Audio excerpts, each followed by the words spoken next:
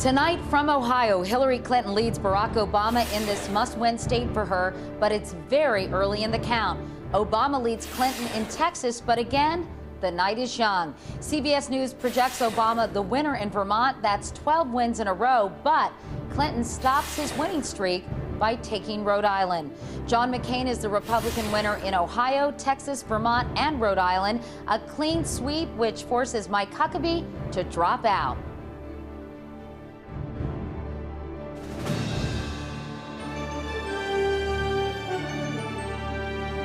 This is the CBS Evening News with Katie Couric reporting tonight from Columbus, Ohio. And this is the special Western edition. Good evening, everyone. John McCain has all but clinched the Republican nomination tonight, but the Democrats fight on, and this could be Hillary Clinton's last best chance to stop Barack Obama, with big delegate prizes in Ohio and Texas and smaller jackpots in Vermont and Rhode Island. Here in Ohio, where Clinton desperately needs a win, a CBS News survey of voters leaving the polls found 29% made up their minds in the past week. Of those late deciders, more than half went for Clinton, 45% for Obama. With his win in Vermont tonight, our CBS News count shows Obama adding to his national delegate lead over Clinton. But with nearly 400 delegates up for grabs tonight, that could change. Ohio voters had to brave some nasty weather: rain, sleet, freezing rain. In some places, flooding was so bad officials asked permission to move the polling places. We have a team of correspondents covering this important night on the road to the White House. First, Jim Axelrod in Columbus with Hillary Clinton. And Jim, she is playing to win. That's right. It looks like she's won Rhode Island now, a win that was expected. But nonetheless, the Clinton campaign is happy to stop Obama's streak at 12. In Texas and Ohio, the Clinton campaign feels it closed strong in the last 5 days of campaigning, stopping Obama's momentum with questions about his experience, especially as it relates to becoming commander-in-chief. A senior aide tells me the best sign they saw today is that the late deciders did break for Clinton, 54% in Ohio, as you said. That's a clear sign that they have the momentum, says this aide. While some leading Democrats are starting to become concerned at how long it may take for their race to run, Clinton isn't. Took my husband till June to knock up the nomination. Katie? All right, Jim Axelrod here in Columbus. Well, he's won Vermont, but if Barack Obama thought he'd wrap up the nomination tonight, he doesn't think it anymore. Dean Reynolds is in San Antonio, Texas tonight. And Dean, what's the mood in the Obama campaign right now? Well, Katie, they are very pleased to see a big turnout in both of the big states, in Ohio and in Texas. Big turnouts have usually redounded to Obama's advantage in the past. Now, in Ohio, it's particularly significant because this issue in Ohio is a ballot shortage. A federal judge had to intervene to keep ballot places open in Cuyahoga County. Now, why is that significant? Cuyahoga County includes Cleveland. Cleveland has a heavily African-American community, and of course, African-Americans form the base of Barack Obama's support. Here in Texas, 3.6 million Democrats went to the polls today, and that is better than the 2.8 who went to the polls in 2004 in the general election for Kerry. Katie? All right, Dean Reynolds in San Antonio, Texas, covering the Obama campaign for us. Thanks, Dean. Earlier today, I spoke with both Democratic candidates. First, Senator Clinton, who's also here in Columbus. Senator Clinton, no matter how tonight turns out, mathematically, it will be nearly impossible for you to catch up with Barack Obama in elected delegates. So what will your argument be to the American people that you should stay in this race and continue to fight? Well, Katie, we're just working hard today to get all the votes that we possibly can get. And I'm not going to think about what comes after until we know what happened today. But I feel very good about today. I think we're going to have, some very positive outcomes. And remember, this is a long journey. My husband didn't get the nomination until June of 1992. And I have every confidence that we're going to continue to pick up delegates as we go. Could you ever support a revote in Michigan and Florida? Well, again, we'll think about all the different scenarios and options, after tonight, because right now I'm just working to make sure that people get out to vote and make sure their votes are counted. And I want to see what the voters of these important states have to say. I think they'll have a big influence on the process going forward.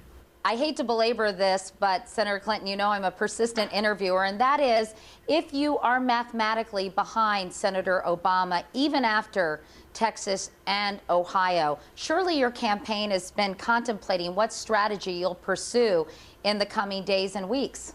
The goal is to get 2,025 delegates, and we're on track to being able to do that, I believe, and we'll know more after we see the results of the vote tonight. So you're counting on superdelegates, but are you concerned that they'll be under considerable pressure to reflect the views of voters nationwide? Well, you know, I think that superdelegates have a purpose in the process, which is to exercise independent judgment, who they think would be the best president and who they believe would have the best chance of winning. If you look at the states that I've won, these are the states a Democrat has to win. You know, with all due respect, a number of the states that Senator Obama has won, which are part of the process, and therefore, you know, certainly their delegates will count, but these are not likely to be states that a Democrat will win unless there is a tidal wave in our favor. So this is a very complex process, and I don't think it is useful to oversimplify it. Some people are saying, since this national security argument against Barack Obama seems to be resonating with voters, at least it appears to be resonating, why didn't your campaign start that line of attack earlier? It's more important that we focus on who's best able to go toe-to-toe with Senator McCain when it comes to national security. I think I've got the better of that argument, and I think voters agree with that. Senator Hillary Clinton. Senator Clinton, thanks so much for your time. My pleasure. Good to talk to you. I also spoke late this afternoon with Senator Obama. I asked him if he's having difficulty countering attacks by Senator Clinton on his national security experience, how he would handle similar attacks by John McCain in the general election. Well, I don't think we've had difficulty countering them. That's why we won 11 contests straight. Senator Clinton's been making this argument since the beginning of this campaign. And the American people, I think, have recognized that what we need in national security is judgment. A judgment that Senator Clinton and John McCain both failed to show when they followed George Bush into a war that has made us less safe, cost us hundreds of billions of dollars, and has cost us thousands of lives, and distracted us from the real threat of al-Qaeda in Afghanistan. But what, Senator, other than your judgment opposing the Iraq War, qualifies you to deal with an international crisis or a terrorist attack, for that matter? Well, it's not just my judgment on the war in Iraq. It's the judgment that I've shown with respect to issues like Pakistan, where I said very early on that we shouldn't put our eggs in the Musharraf basket, that we should not only broaden democracy there, but focus on the terrorist threat that is increasingly located in the hills between Afghanistan and Pakistan. So on all the major foreign policy issues that have come before me over the last several years, my judgment has been right. Will you personally ask Hillary Clinton to get out of this race if it is in fact mathematically impossible for her to catch up to you in elected delegates? No. I mean, obviously this is going to be Senator Clinton's decision to make. You know, she is a tough competitor. She has been tenacious and is continuing to raise boatloads of money. And I'm happy to continue to compete state by state until we get to the convention. We're pretty confident that we can maintain a strong lead in the pledged delegates because we've been talking about the issues that matter to the American people, making college more affordable, dealing with the foreclosure crisis, trying to create good jobs and good wages, renegotiating our trade agreements so that they reflect not just Wall Street's interests, but also the interests of working people. So that's what we're going to continue to talk about, and we think we'll be successful. Senator Barack Obama, thank you so much for talking with us. Thank you, Katie. I appreciate it. Meanwhile, John McCain is going to the White House tomorrow. He's expected to get the president's endorsement. McCain got Mike Huckabee's endorsement tonight as he dropped out. Chip Reed in Dallas has more on that. Chip? Well, hi, Katie. You know, Mike Huckabee has been just peppered with questions from reporters and Republicans for weeks now about when he would get out of the race, and he has always said the same thing, not until John McCain gets 1,191 delegates. And now that it looks like McCain has crossed that threshold, that's just what Huckabee did, got out of the race. He did it in Irving, Texas, just a short time ago, just a few miles from here. It's now important that we turn our attention not to what could have been or what we wanted to have been, but what now must be, and that is a united party, but a party that indeed comes together on those principles that have brought many of us, not just to this race, but to politics in general. I have so many people to thank, starting with this lady here to my right, who I still believe. And in fact, John McCain is expected out here shortly. And Barack Obama called John McCain just a short time ago to congratulate him. Katie? All right, Chip Reed, thank you. Let's call in the political wise men now of CBS News, Bob Schieffer, our chief Washington correspondent, and Jeff Greenfield, our senior political correspondent. Jeff, what do the Ohio exit polls suggest about how the voters split by education and income? It suggests, Katie, that we're back to the pattern that existed before Obama's winning streak of the last recent weeks. For instance, among people making $50,000 a year or less, Clinton carried them 53 to 46% in Ohio. Among those who make more than $50,000 a year, Obama carried them, but very narrowly, 51 to 49%. If you look at education, among those with only a high school education, Clinton won big, 62 to 37. That's a 25-point spread. Among those with more than a high school education, they won for Obama by 53 to 46%. 80. And Jeff, do we have any sense of whether there was a gender gap? We do. We looked at the white voters, and among white men, Clinton carried them 55 to 44% over Obama. Among white women, Clinton won 66 to 34. That's a spread of 28 points versus 11. That is a gender gap. White women continue to be, at least in Ohio, Clinton's principal demographic source of strength. Katie. And Bob Schieffer, let's talk about the Republicans. What does it mean for the Republicans to wrap up their race this early? Well, I think, I was just sitting here thinking about this, Katie. I think this is a very big night for the Republicans, not just because John McCain has now wrapped it up, but clearly, no matter who wins in Ohio and Texas now, every indication is it's going to be very, very close. That says to me nobody is going anywhere. Hillary Clinton's going to stay in this thing. Barack Obama obviously is going to stay in. The next big primary is 7 weeks away. So tomorrow, Republicans can sit back, start thinking about planning the fall campaign while Democrats continue to cut themselves up. There's no way that this cannot turn more negative and be just more trouble along the way. Big night for Republicans when you stop and think about it, because the Democrats have a long way to go before they settle on who's going to represent them. All right. Bob Schieffer and Jeff Greenfield, gentlemen, thank you both. In the race for the Democratic presidential nomination, the candidates have courted women, African Americans, and Hispanics. But they're also working hard for the votes of another group that could decide the winner, white men who have or have lost blue-collar jobs. In the industrial heartland, it's the men who earn a living on the assembly line and in the steel mills who could produce the next Democratic nominee for president. Blue-collar white men make up almost 20% of Democratic primary voters in Ohio. They're a real force in states like Pennsylvania and Michigan as well. And these voters bring out a message of economic populism from every candidate. But what I refuse to accept is that we have to stand idly by while workers watch their jobs get shipped overseas. We also have to do more to keep the jobs that are here, enable them to stay in Ohio.